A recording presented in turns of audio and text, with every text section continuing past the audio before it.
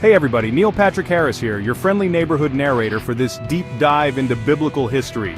Let's talk about Cain. We all know the story, right?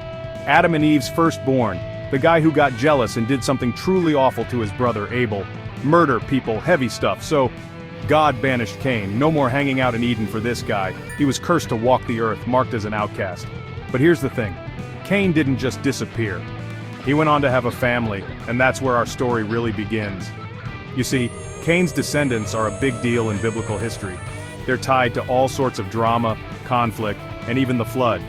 It's like a soap opera, but with more smiting and way higher stakes. So buckle up, because we're about to unravel the tangled family tree of Cain and explore how his actions had repercussions for generations to come.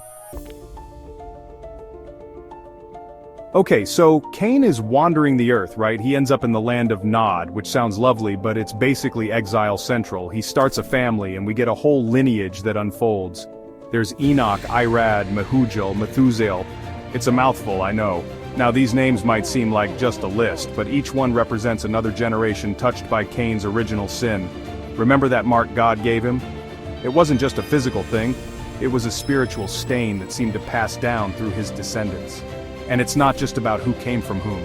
Cain's descendants were known for their skills in things like metalworking, music, and city building. They were innovators, but there was also a darkness to their achievements, a sense that they were pushing boundaries in ways that weren't always so godly. But the real twist comes with a woman named Naamah. She's way down Cain's family line. And her story is where things get really interesting, especially when we bring Noah into the picture. Now let's talk about Noah. Good guy, right? Builds an ark, saves the animals, survives the flood, total hero. But here's a theory that some biblical scholars throw around. Noah's wife might have been descended from Cain. Specifically, she might have been Naamah. I know, right? Scandalous. See, Naamah's name pops up in Genesis, but her origins are a bit mysterious. Some believe she was this incredibly beautiful and seductive woman, possibly even involved in some ancient pre-flood sorcery. And the idea is that she was so captivating that Noah fell for her, despite her lineage. If this theory holds water, then Noah's wife carried the bloodline of Cain, the mark of the first murderer, onto the ark. That means that even after God cleansed the world with the flood, a tiny seed of Cain's legacy survived, hidden within the family of the very man chosen to repopulate the earth.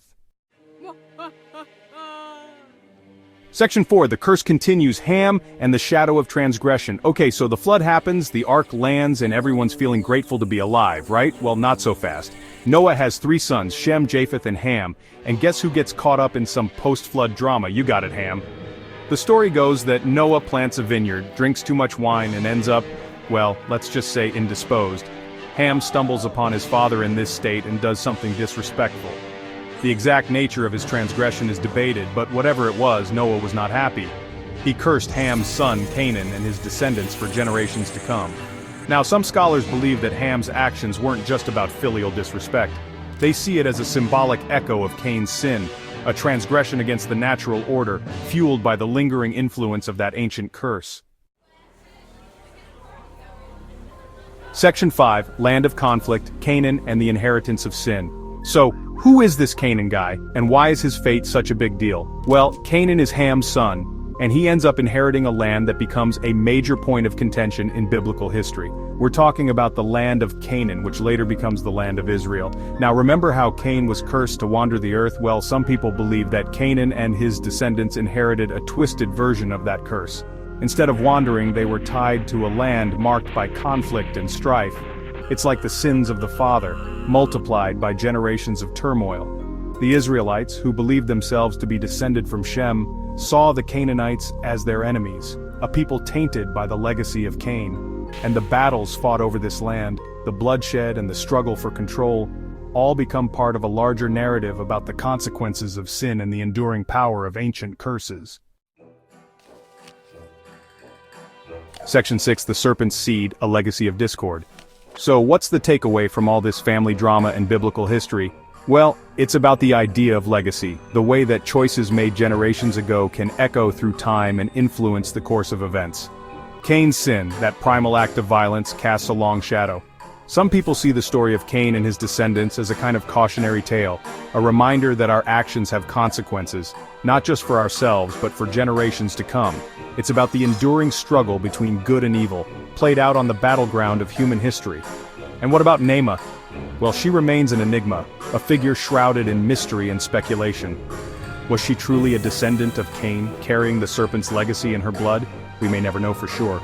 But her story, intertwined with the fate of Noah and his sons, adds another layer of complexity to this ancient and enduring tale. So, there you have it. The story of Cain, Naamah, and the serpent's legacy is a wild ride through biblical history, full of intrigue, betrayal, and the enduring power of sin. It's a reminder that even in the face of divine judgment, the consequences of our choices can reverberate for generations to come.